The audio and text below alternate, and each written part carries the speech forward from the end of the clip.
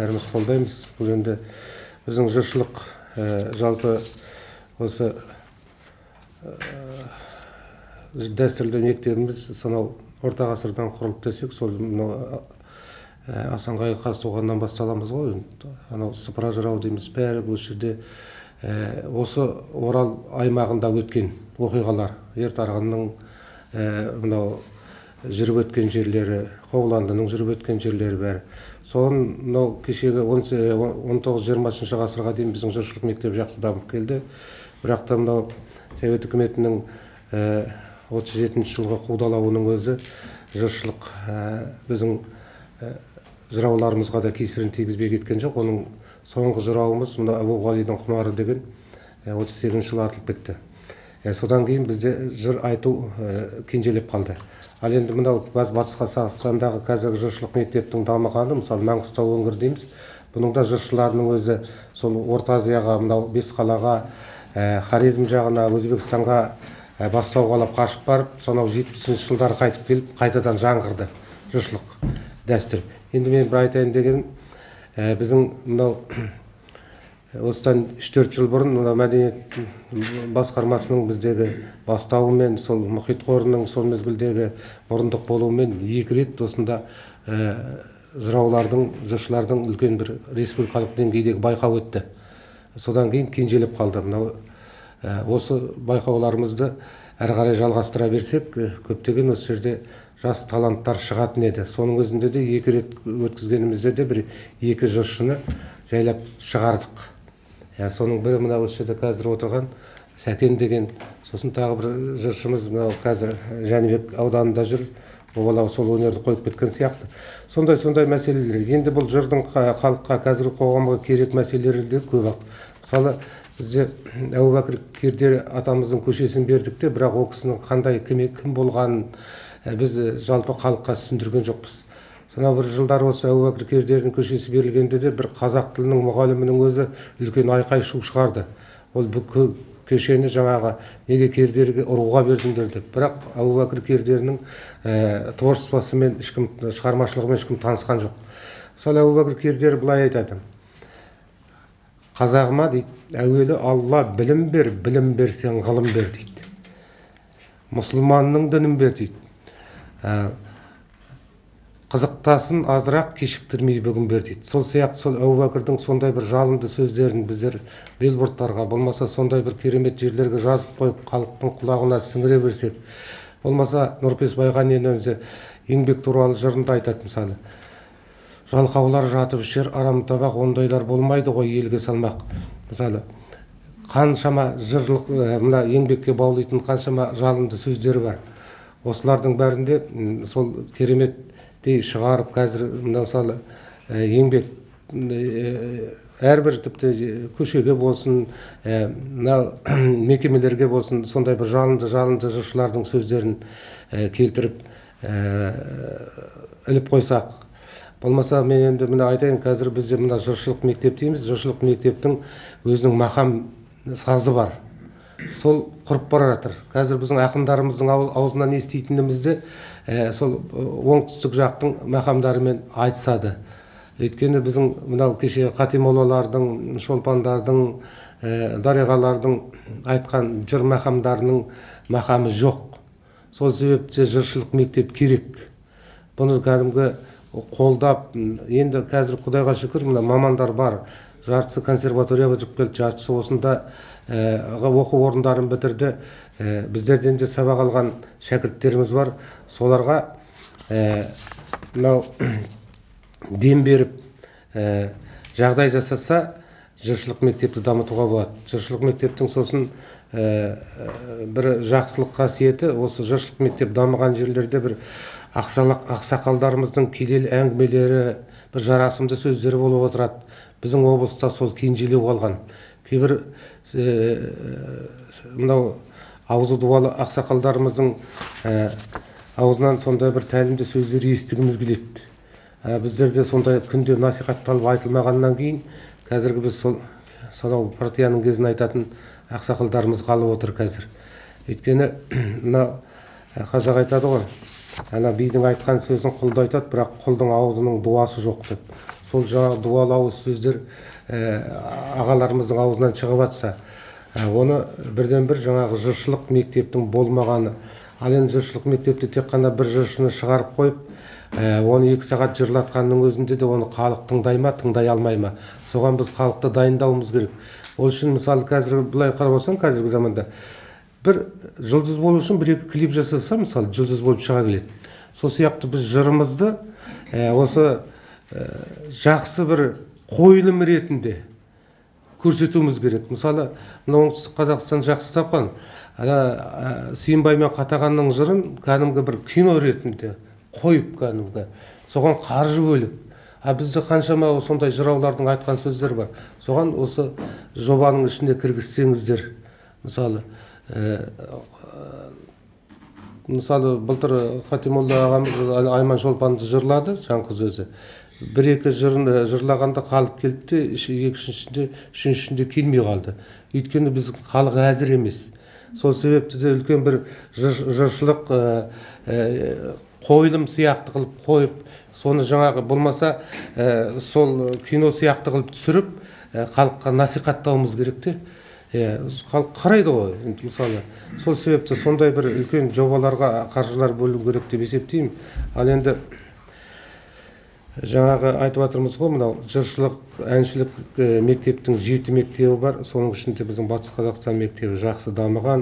Сосын біздің жалпы мынау өзіміздің мақамымыздың өзі бір халыққа сондай бір дем беретін, үлкен рух беретін сондай қағыстарымыз бар. Жақында мына үлкен термеші жыршылардың конкурсы болғанда, біздің Армат Исламғали бауырымыз Астанаға барып, 1-ші жүлдені жеңіп алып келіп отыр. Оның өзі де жаңағы үлкен біздің мақамымыздың сондай толпас, сондай рух беретін мектебіміздің бірден бір үлесі бар ішінде. Сол себепті біздің жыр термемізді біздің мақамдарға салу керек, солай айтылу керек. Сондай бір мәселелер бар. Осыны қозғап келе жатырмыз. Осы қоғамның азаматы ретінде, 5 балаң өсіп басы солардың әкесі ретінде қолдаймын, себебі дейтін өзім ойлаймын, бір нәрсені қолдаған кезде оның бізге не береді деген кәдімгі қарапайым, прагматикалық, ешкім ренжімейтін сұрақ қою керек. Бізге жыршылық өнер не береді жалпы? Өзім былай ойлаймын, жыршылық өнер рухты көтереді. Мана Сағадат ағам жатыр, бұл дейтін жорық жырлары, майдан жырлары деп. Бір қарап тұрсақ, ал қазір қандай сұраныс бар деп ойлауға болады да, жорық жырына, майдан жырына деп, бейбіт кез сияқты. Бірақ қазір бейбіт кез емес. Біз ешкім сақтасын басып алып соғыс ашпағанмен, қазір телевизор қосқан кісі біледі. Халықаралық жағдай онша жақсы емес. Күшті әлсізді айып атқан жоқ. Керек болса, өзін кім территориясымен жол алып жатыр. Ешқандай оған айтқанда шын мәнінде араша түсіп көмектескен ел жоқ. Әркім өзінің қотырын өзі қасиды. Айтқан кезде бұл рухты көтеретін жылдар бізге керек. Себебі дейтін елдің қорғаныс қабілеті деген тек қана танкіден, самолеттен, тағы басқа құрал жабдықтан, автоматтан тұрмайды.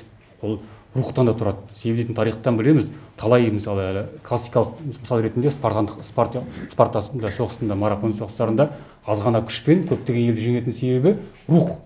Күні кешегі Фин соғысында да, енді біздің деп айтайын, біздің кеңес үкіметі Финді жеңе алған жоқ. 10 есе, 15 емес, әртүрлі дерек бойынша 100 есе көп болғанмен, себебі рух мықты болды да, оларда эпос дейтін фильмдерде жақсы дамыған. Кетірмей ақ қой, мысалдардың өте дамыған. Сондықтан дейтін өзім ойлаймын, мына Жантас бауырымыз айтып кетті, бұл біздің рухты көтеретін жырлар, жалпы ауыз әдебиеті, жалпы мына халықтың заты қорғаныс доктринасының бір бөлігі болу керек. Сол доктрина кіретін болса, ол ешқашан күн тақырыбынан қалмайды. Доктрина дейтін ұсақ түйек нәрсе емес. Өзім ойлаймын, бір төрт айтып, ол бір айтылған нәрсе бірден кіріп кетпейді ғой. Айта берсек, бір сол біздің қорғаныс доктринамыздың бір бөлігіне кіру керек. Сосын мына қазіргі заманда өте асығыс нәрсе, бәрі асығып жататын. Ғылым дамыған сайын асығыс, машинада жүдеп болған сайын асығып жатады, сотқа шығып жатыр, байланыс құралы, бәрі асығыс. Енді соған байланысты қазіргі жанрлар, әдеби жанрлар қысқарып кетті. Фейсбуктың өзінде бір алақаннан үлкен көлем нәрсе болса, одан оқылмай қалады. Қарап отырсақ, біздің жырларымыз, дәстүрлі жырларымыз ұзақ. Бірақ оның артықшылығы сода. Ұзақтығында, сөйлейтін ұзақ болмаса, адам оған еніп үлгермейді. Мысалы дейтін Қоланды, Алпамыс батырларының балдарын оқып көрдім ғой, бірден қызық кете алмайды. Сол бір 15-20 минут оқығаннан кейін бастап, 10 минут оқығаннан кейін бастап, соған ене бастайды, қызығып. адам бойы қызу керек. Кез келген спортсмен нәрсені бастаған кезде бойын қыздырып алмай кіріспейді. Сол сияқты мына ұзақ жырлар, әсіресе мына қазақты мысалы Қоланды болсын, Алпамыс болсын, Сәкен бауыр өткенде күшті кетіріп берген Қыржыбек болсын, басқасы болсын, адамды бір қыздырып алуға, оны мына тіпті бір айтады ғой өткен кезде транс шабыттануына бір керек болса басқа әлемдерге кіріп кетуге, трансқа кіріп, сол үшін ұзақ жыр керек. Ол ешқандай қысқа жыр оқыған кезде ол дейтін бір ұран тағы басқа болмаса, бала оған еніп үлгермейді. Осыны өз басым ойлаймын, мына қазіргі достарымыз, тағы басқа таныстарымыз кассет алып алады да қойып қояды, бала оған етпейді, тыңдамайды бірден. Ол бала тыңдайды, егер біз өзі бір Құдай берген сондай бір соған бір бейім, бір құйма құлақ, бір атаның тәрбиесін көрген болмаса, бала оны қабылдамайды, баланы ауыздандыру керек. Ауыздандыру деген сөз, оған балаға үлкен авторитет кім? Үйде әкесі мен шешесі, солар бірге оқу керек. Не бір сыйлайтын тағы басқа. Сондай оқыған кезде немесе бір шебер маман оқу керек. Сондықтан мына тек қана кассетамен, дискімен тағы басқамен бітіре алмаймыз. Мына Сағдат ағамыз айтып жатыр, шет жақтан шаққа өткен Дүйсен ағамыз келді ғой. Халық күшті тыңдады ғой. Біз айтқан ешқандай даярлығым жоқ сияқты қарапайым кісілер келіп тыңдап, үйлеріне қоймастан барып шақырып тыңдады. Соған қарағанда бізде бір базымыз бар, фундаментіміз бар. Енді ылғи Дүйсен ағасы сияқты алыстан кісілер шақыра беру қиын болар. Жаңа айтып жатырмыз, өзіміздің кісілеріміз бар, жақын Маңғыстау бар. Солар шақырып кассет қоя берсе, бір нәтиже болады. Және бірден айту керек, бір нәтиже бірден болмайды. Ол бір нәрсе қойып кетті екен, грамдап, килограмдап өлшеп, нәтиже бердіміз. Ол жүре керек. Ешқашан мысалы тағы спортты келтіруге болады, бір нәтиже бермейді ғой. Оған біраз уақыт керек, жылдап. Бірақ ол жылдап нәрсе, ол құмға сіңген су сияқты емес, міндетті түрде нәтиже береді. Мен өзім қазір ойлап отырмын, сіздердің мына Сағадаттың да айтуы дұрыс, кімнің Нұрланның да айтуы дұрыс, негізінде алға қойып отырған мәселеміз де дұрыс. Бірақ оны қалай іске асырамыз? Қайткенде біз жастарды, мысалға балаларды, оқушыларды, мектеп оқушыларын сол жырларды тыңдатуға үйретеміз. Өздеріңіз де айтып отырсыңдар, жырлардың шындығында да ол ұзағы бар, қысқасы деген жоқ. Оның ұзағын тыңдау үшін 20 минут уақыт керек. Жас ерекшеліктеріне байланысты, мысалға қазақ әдебиетінің хрестоматиясына енгізілген жырлары бар, жыраулардың жаңағы несі бар, өмірі бар.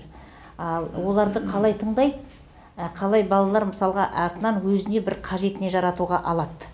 Мәселе осында жатыр. Сондықтан біз мен өзім педагогикалық колледжде бастауыш кластың мұғалімдерінен бастап, балалар бақшасының тәрбиешілері, сосын саз пәнінің мұғалімдерін дайындаймыз. Біз саз пәнінің мұғалімдерін дайындаған кезде біздің колледждің де көптеген мысалға шыққан әлгі түлектерінің осы жыраулармен айналысып жүргендері бар, өздерің білесіңдер. Айтысқа қатысып жүргендері бар, өлең айтатындары бар деген сияқты. Бірақ осы жанр ретінде осы жырау дегеннің өзін сіздер сияқты шындағы азаматтар ары қарата дамыту керек деп мен ойлаймын. Факультативтік сағаттар бар. Сол сағаттар бойынша біз қосымша қоюға мүмкіндігіміз бар. Болашақ мұғалімдерге қажет деп мен есептеймін. Мысалға өзім бүгінгі қоғам үшін пайдасы бар екенін, жастар үшін пайдасы бар екенін, ол жаңағы әртүрлі келіссіз жағдайларға түсіп кетпес үшін жастарды жаңа қызықтыруымыз қажет екені, ол тіпті ешқандай сөзсіз қажет дүние бұл деген енді. Жырды тыңдаған кезде сартылап қол шапалақтай берсе, айтып жатқан сөз естілмей қалады ғой. Сол жерін түсінбедім мен. Сосын арт жақта тұрған жастар кішкене көтеріліп, қозғалып шығып кеткендерін көріп отырмын. Жастар тыңдамайды. Оның қасында үлкен кісілер тыңдамағасын жастарға ренжуге де болмайтын болар деп ойлаймын. Енді мысалға мына жырды жаңа айтып насихаттау деп айтатырық қой. Мысалға көрші қырғыздарда кішкентай балаға шейін манасты біледі дейді енді. Бір жерге орналасу үшін бе, әлде мектепке келгенде манастың жырларынан үзінділер олар міндетті түрде айтады. Ешқандай мәдениетке қатысы жоқ адамдар мен енді шетелде служить еттім, армияда болғанда. Сонда қасымда болған қырғыз болсын, басқа ұлттың адамдары ешқандай неге қатысы жоқ мәдениетке. Біздерде қырғыздарда манас деген бар, білесің бе деп сөйтіп сұрайды. Армяндар тұр айтады. Ештеңеден хабары жоқ адамдар, енді таудың халқы ғой. Сенің қазақ деген халық бар екенін білмейтіндер бар. Сен білесің бе, ең кішкентай кітап бізде Арменияда деп сөйтіп айтады. Ең кішкентай мынандай музейлерінде тұрған болып тұр ғой. Кішкентай кітап микроскоппен қарайтын. Арменияда бар екен сондай. Соны анау жаңағы жайын адам біліп тұр. Өздерінің нелері ғой, халықтың мақтанышы, ұлттық мақтаныштарын олар біліп тұр. Бізде қазақ білмейді. ол сөздің шыны керек. Жаман айтпай жақсы жоқ дейді, оны айту керек.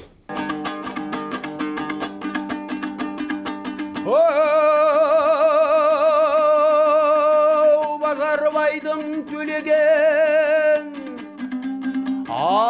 талайда көштен өтеді, сонда бір көшке жетеді, көш алдын ау қарасау. Бір қызда кетіп барады, шытырма көйлегі етінде, нұр сәулесі бетінде, бұралып кетіп барады, перінің қызы секілді ау. Осы екен деп қыз жібек жетіп бір келді қасына. Базарбайдың төлеген артынан келіп қаршыға жібек емес деген соң, одан да өтіп жөнеген.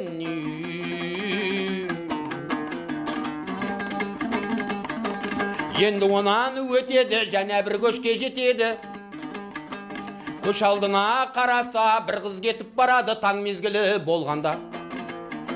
Шолпанның туған жұлдызы, кигені алтай қырмызы. Пештен шығып келмесе бұл жалғанда қорғызы, осындай болып туардау адамзаттың бір қызай. Осы екен деп қыз жібек жетіп бір келді қасына. Базарбайдың төлеген артынан келіп қаршыға жібек емес деген соң, одан да өтіп жөнеген.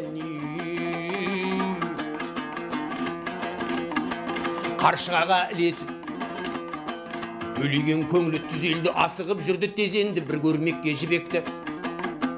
Төлеген мырза кезенді қаршыға менен төлеген жағалай салды өзенді. Сол уақытта алдынан бір көш шықты, түбектен көш алдына қараса, бір қыз кетіп барады, 30 түйе жетелеп сарымая үлектен. Мұрындығы сары жез, бұйдасын ескен жібектен, толған айдай толықсып, ақсазандай бұлықсып, бұралып кетіп барады, неше алуан қылықсып. Мұны көріп төлеген атының басын бұрады, әңгіме дүкен құрады. Осы ма деп қыз жібек қаршығадан сұрады ау. Әзіл айтып іледі, бұл емес деп қыз жібек одан да өтіп жөнеген.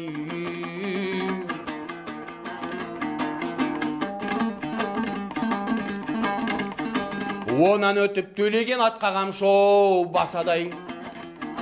Тұлпардан туған көк жорға аузынан көбік шашады, жер тарпынып жануар ауыздығын басады. Алдындағы белестен орғытып келіп асады, белестен түсіп желеді, ойға түсіп келеді. Тағай қасты бір көшке, көш алдын ау қарасай. Бір қызда кетіп барады,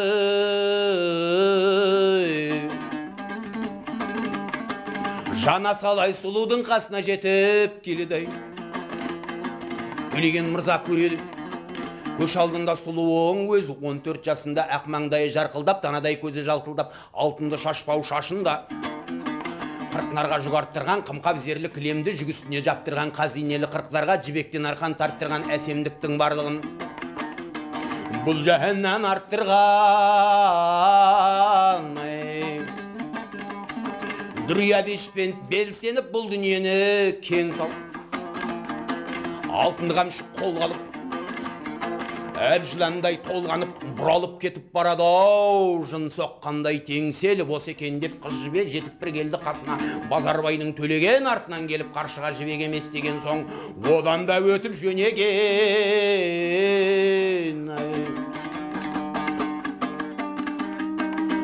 О, тау басында қарағай, ал төлегеннің мінезі болып та кетті, баладай осындай болып әр жерден. 11 қыз өтті, сәулетпен бәрі де қалды ай жарамай. Тағай қасты бір көшке, көш алдына қараса, бір қыз кетіп барады, орта бойлы дембелше, алтынды камзол жейдеше. Қыз сипатын қарасаң бұрынғы қыздан өзгеше. Алтыншыны кеседе ек көзінің шарасы, бейіштен жанған шамшырақ көзінің гәуһәр қарасы. Туған айдай иілген екі қастың арасы, сымға тартқан күмістей он саусақтың саласы, осындай болып туардау адамзаттың баласы. Осы екен деп қыз жібек жетіп бір келді қасына. Базарбайдың төлеген артынан келіп қаршыға жібек емес деген соң, одан да өтіп жөнеген. Енді онан өтеді, және бір көшке жетеді, көш алдына қараса, бір қыз кетіп барады, қара жорға мінгені. қара торқа кигені екі көзі сүрмелі, бұлсы құлды перизат қыз деген төлеген, жоқ еді сірә көргені 80 түйе қомдаған, 80-і де болмаған, 80 түйе үстінде алтыннан жағдан орнаған Әсфәһани кілем бар. Жібек төңгілін торлаған қыз сипатын қарасаң, ақ бетінде кіршік жоқ. Айдың көлдің қуындай екі көзі жалтылдайды патшаның алтын тонындай, сөйлеген сөзі базалы әбзәмзәмнің суындай. Аузынан шыққан лебізі сары алтынның буындай. Осы екен деп қыз жібек жетіп бір келді қасына. Базарбайдың төлеген артынан келіп қаршыға жібек емес деген соң онан да өтіп жөнеген. Онан да өтіп жөнеген. Онан өтіп төлеген атқа қамшы салады, тұлпардан туған көк жорға көзі шоқтай жанады, сымға тартқан күмістей сүмбідей болып жарады. Тағай қасты бір көшке, көш алдына қараса, бір бәйбіше нұр жүзді көшті тартып барадай. Көш алдында бәйбіше сары алтыннан жабдығы, 200 түйе қазине қызыл алтын сандығы, көріғлы сұлтан қатыны. Аға жүніс перидей көркі раушан бағындай жазығы, қатын демесен қартайса да ілгері әлгі қыздан салдығы. Айдың өткен нешесі, ай қараңғы кешесі, жазғы қатын демесен қартайса да ілгері әлгі қыздан мүшесі. Асылдай болып есіліп, нұрдай болып шешіліп, ақмаңдай жарқылдап, танадай көзі жалтылдап, алтынды кебіс сартылдап, көшті тартып барадау. Жібекті тапқан шешесі ой. Ерсе тәңірім жігітке, ертесіне кешіне, ертеңгі күмбесінде зорға жеткен сықылды қыз жібектің көшіне.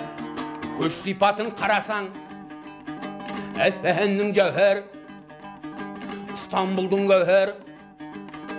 Тамаша қылған адамның тояды көздің бәрі, есебі жоқ дүние, есептелік несіне келсе жібек жоқ екен сол сықылды көшінде. Мұны көріп қаршыға атының басын бұрады, әңгіме дүкен құрады. Жібек жаңғайда кеткен деп әккі болған қаршыға шешесінен сол жерде сұлтауратып сұрады. Жібек жан ерте кеткен деп, болжалды жерге жеткен деп, көшпенен бірге жүргенде бетіме тозаң тиер деп, көкпа өскі күймемен азаннан тұрып кеткен деп, шешесінің сол жердей бұларға берген жауабы ой.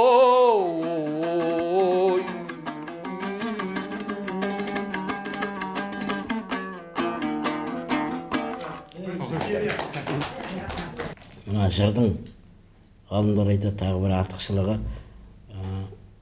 адамның, баланың әсіресе қиялын дамытады, ой өрісін кеңейтеді. Мысалы, бұны сөзбен, құлақпен қабылдаған нәрсе адамның көзін байламайды, адамның ойы еркін болады, ары қарай дамыта береді, әр адамның қиялының шексіздігіне байланысты. Ал енді біз мультфильм қылып, кино қылып қанша шығарғанмен, бұл адамның ойын қиялын тежеп тастайды екен. Мысалы, бізде айтатын еді менің бір ұстазым, қыз жібек Меруерт Өтекешева қанша сұлу болса да, жырдағы қыз жібектің сұлулығына ол жетпейді. Қалай мына қыз жібек киносы шықты, содан кейін оны көрген адамның қиялы Меруерттен ары қарай кете алмай қалады деп, шектеліп қалады. Бұл шынында да мына жас бала кішкентайынан жыртыңда өссе, оның қиялы еркін ғой, ойы еркін. Оның қиялында, түсінде, ойында, мысалы, көрген батырлары, Алпамыс батыр болсын, Қобыланды батыр болсын, мына мультфильмнен көріп жүрген қаншама ниндзя бар, тағы да неше түрлі батырлардан әлдеқайда артық болып елестеп, солай көкірегінде қалатыны анық. Енді қазір біздің өзіміздің балаларымыздың өсіп келе жатқан, үлгі алып келе жатқан батырлары өкінішке қарай жаңағы теледидардағы мультфильмдер. Енді осы бүгінгі жиыннан нәтиже шығып, жаңағы Шалқып апамыз бар, басқа да осы жерде отырған азаматтар бар. Сәл-пәл орнынан қозғалып, жыршылық дәстүр дамуына бір қозғалыс болса, бұл енді өте керемет, өте жақсы. Осы кеште, осы жиында ұйымдастырып отырған баршаңызға рахмет айтам, алғыс айтам. Бұл шындара біздің еліміздің, жастардың, балаларымыздың болашағы үшін өте керек дүние. Өнер ұстанып жүрміз дейміз ғой. Негізі біреу қамшыламаса көп жүре қоймаймыз ғой өзімізде былай. Соған енді сен жаста болсаң бас бол, осындай жасайық деп бәріміздің басымызды қосып жатырсың. Ары қарай да өйстіп бағыт бағдар беріліп отырса, белгілі бір тапсырмалар беріп, сен мынаны жатта, келесі жолы былай қылайық деген сияқты ұйымдасып отырсақ, дамитын шығар деп ойлаймын. Жаңағы айтқан әртүрлі жолдарын қарастырып, жыршылық мектептері жақсы дамып, халықтың арасында жақсы орын алған, жаңағы мынау қазір Сыр елі менен Маңғыстау деп жатырмыз ғой. Сол жерлерде жырауларды шақырып, пікір алмасып, ары қарай қалай дамытуға болады, сол жөнінде ойласып отырсақ. Сосын тағы бір енді мына жырды дамытқандағы мақсат енді қарап тұрсам былай екен, жаңа ой келіп жатыр. Бір жыр терме толғау дегеннің өзінде үлкен мемлекеттік мәселелер тұр екен да. Оның ішінде біздің тіліміз тұр екен. Жаңа Қыз Жібектің көшін жырлаған кезде қаншама тіл байлығымыздың құдіреті көрініп қалды. Оның ішінде батырлық рухымыз тұр екен.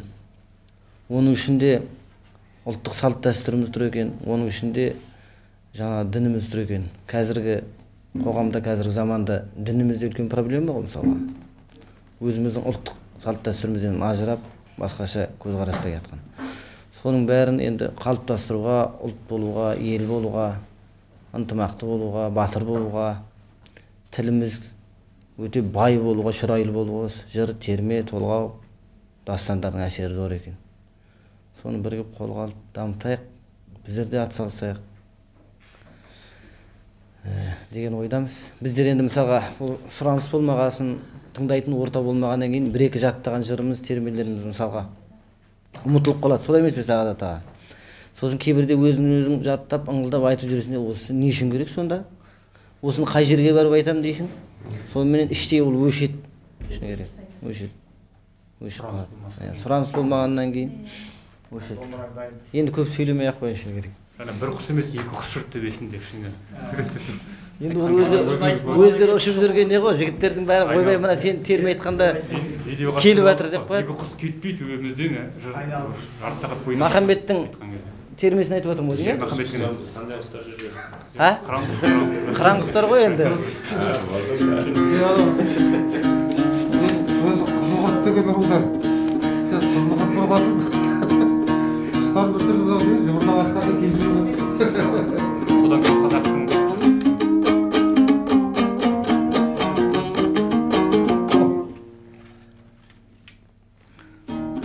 Жайық өңірінде енді мынау кешегі Асан қайғы, Қазтуға, Шалғи жырау дейміз. Қарап тұрсақ, кілең, марғасқа болсын, жорық жыраулар ғой, батырлық, эпикалық жырларды, толғауларды қалдырған артымызға. Оның бер жағындағы енді Махамбет пен Абыл, одан бер қарайғы жыраулар. Енді сол Махамбет жаңа жырау деп айтпаймыз, ақын деп айтамыз ғой. Бірақ жыраулардың поэзиясымен сусындап өскен ғой енді аранда.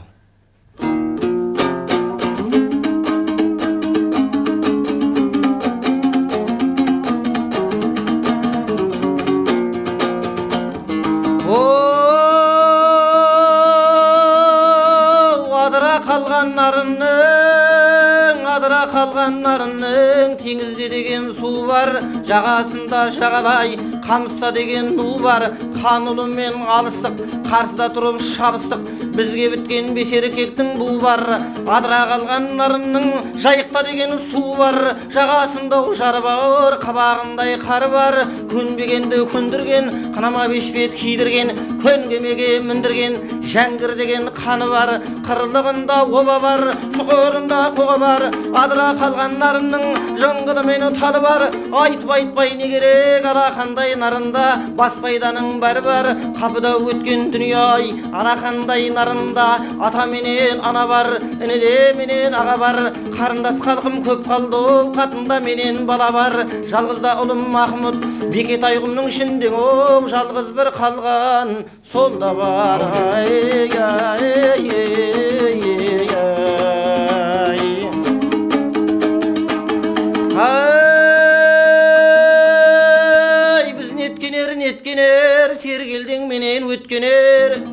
еділдеменен дендерден, сағыздаменен жемдерден, одан да талы өткенер, арқада әлім барды деп, қайыспас қара нарды деп, оған да барып жеткенер. Біз ередік, ен нарындау жүргенде, қалмаққа шатысқандарды шетінен сүйреп жіберік, өтемістен туған он едік, онымыз атқа мінгенде, жер қайысқан қол едік. Біздің жайды сұрасаң, ерте көшіп кеш қонған сәнді ұрданың бірі едік. Елде үшін егестік, жайықта үшін жандастық, қиғашта үшін қырылдық, тептерде үшін тебістік. Теңдікті малдау бермедік, теңдіксіз малға көнбедік. Хандардың құрған ақ-орда бұзуын ойлап кеңестік, аламанға жел бердік, аса жұртты меңгердік.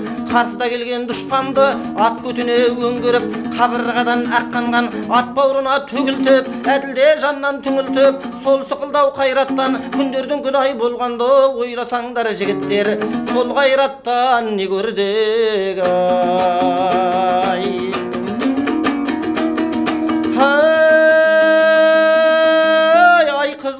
Қызғыш құс, қанатын қаттау мойының бос, Исатайдан қайрылып, жалғыздықпен болдым дос.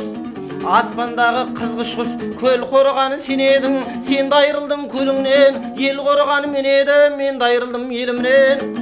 Аспандағы қызғыш құс, сені де көлден қайырған, лашындағы құстың тепкіні, мені де елден қайырған. Хан Жәңгірдің екпіні, айтпай не керек, құсалықпен өтті ғой Махамбеттің көп күні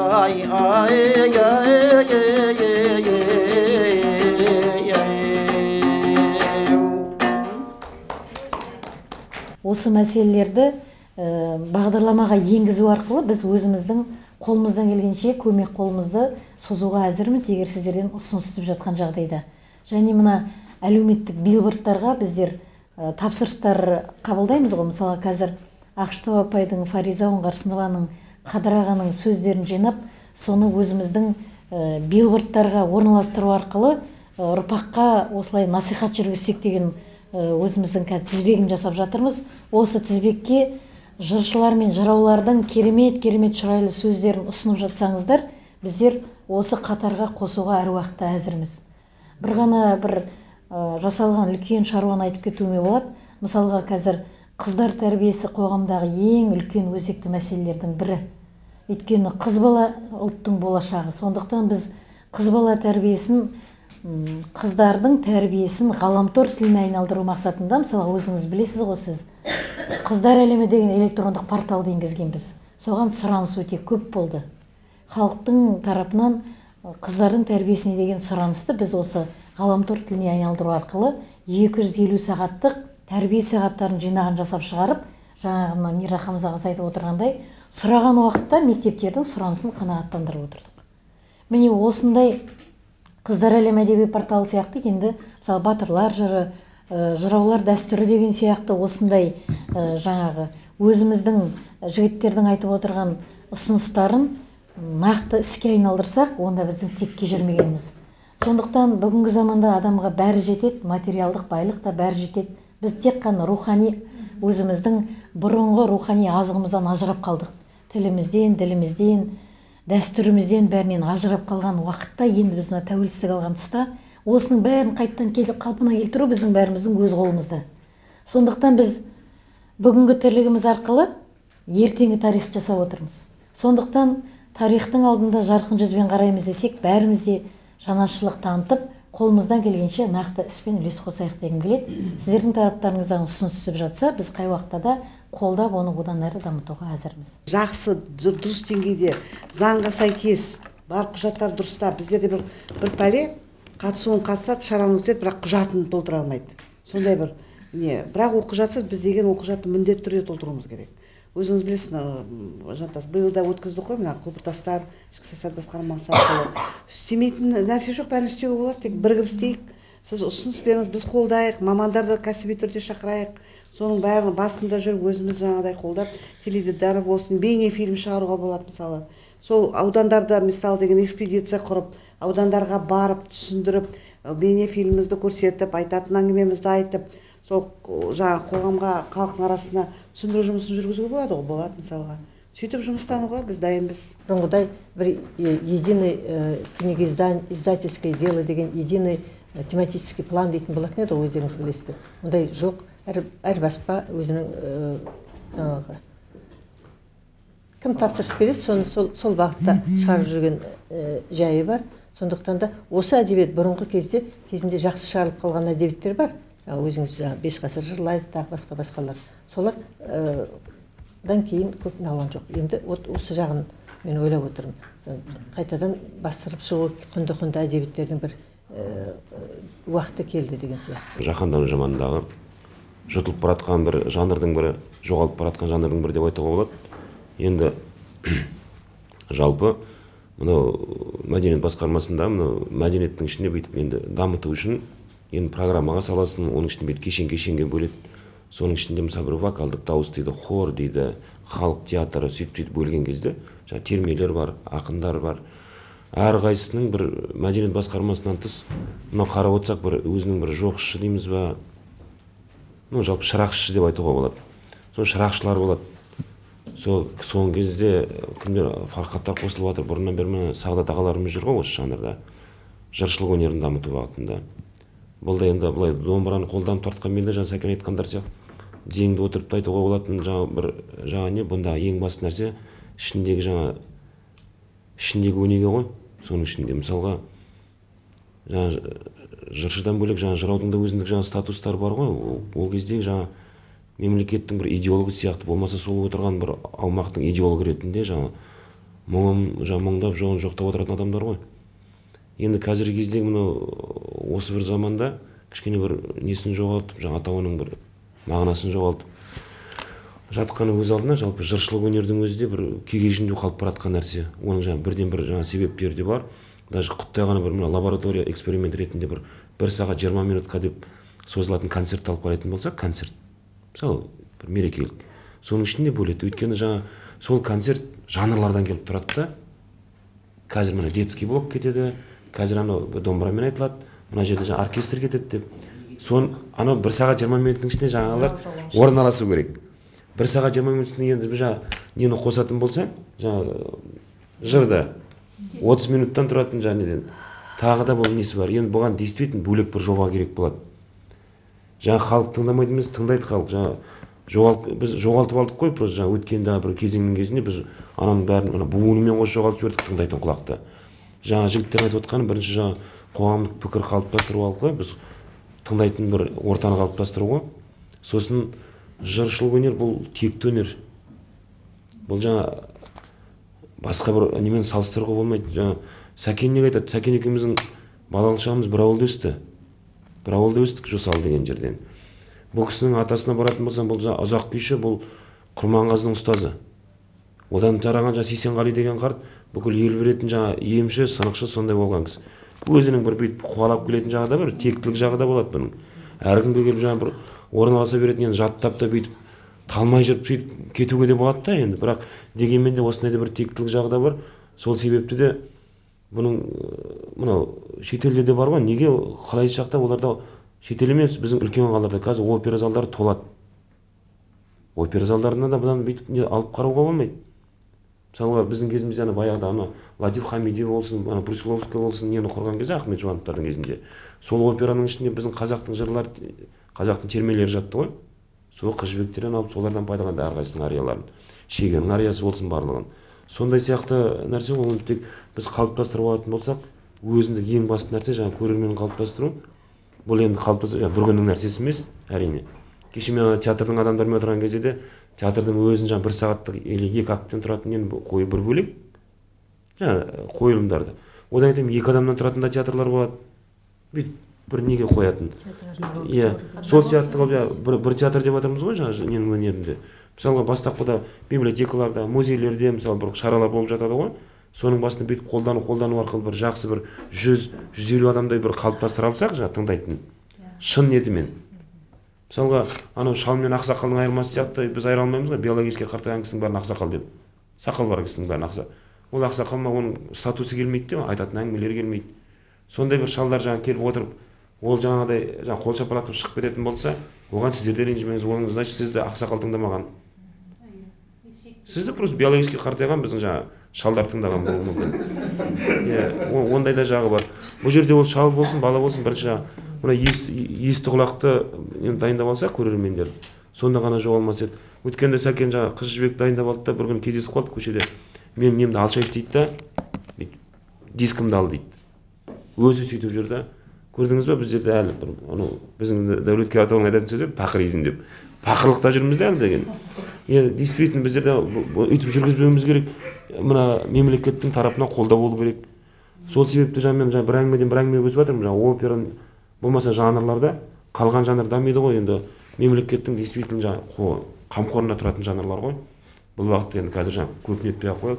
Алда істелетін жұмыстар болуы керек, болады да, өзіміздің шамамыз келгенше бұл уақытта жұмыстанатын боламыз. Бұның ішінде байқау болады ма, жырлар бола ма, болмаса басқа кісілерді шақырып шеберлік класстары, сыныптар дейді ғой.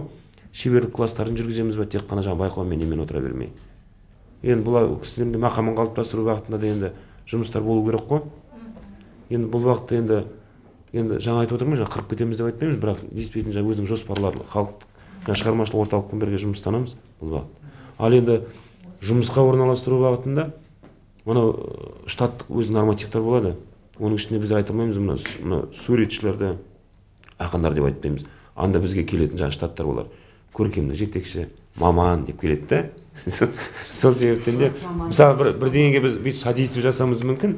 Мысалға нелер ашылады ғой, ертең қадыр зали орталығы болады. Болмаса енді уақыттың несімен бүйтіп бір адам шығады жұмысқа, бір адам келеді, бір адам декретке шығады, орнына келеді деген сияқты. Сондай бір нәрседе енді жұмысқа алуымыз мүмкін, бірақ термеші деп ала алмаймыз да оны. Жыршы деп ала алмаймыз, маман ретінде аламыз да, бірақ функционалдық қызметтеріне, міндеттеріне қосуымыз мүмкін. Осы уақытта әрине аламыз ғой адамдарды, әркімді алып жатамыз. Соның ішінде неге осындай адамдарды алмасқа деп отырмыз. Өйткені біз басқарма басшысына әлсін-әлсін осы кездесулер ұйымдастырып отырамыз, жеңіп келген ақындармен. Болмаса мына өткенде Фархаттар да осылай үздік келгеннен кейін осы қабылдауын ұйымдастырамыз. Сол кезде айтып жатады, біреу мектепте істеп жатады, болмаса бір басқа бір салаларда істеп жатады. Сондай бір адамдарды мысалға істейтін, ашылатын орындарға неге сондай адамдар, елдің алдында жүрген адамдар таппасқа деп. Ол да біздің басқарманың өзінің жұмыс жоспарларында бар. Жолдың басында әңгімелесіп отырып айтады, қазір дейді консерваторияда мысалы классқа бөлінеді ғой, соның ішінде Ғарифолланың классында қазір жан жоқ дейді. Ғарифолланың бізден бір-екі адам бар, и то олар кетем деп жүр дейді. Сосын Жалмажан Есенгелді деген біздің маманымыз бар, халық шығармашылығы неге шықтырып Алматыға іздеттім, оқып жатқан адамдар бар ғой, кім шынымен не ол дұрыс екен дабыл қағу деген. Ішінде біз кім бар ма, Базар Тілек па? Ол да кетем дейді андан. Мысалы ешқандай не жоқ. Қай жерінде неге асырады?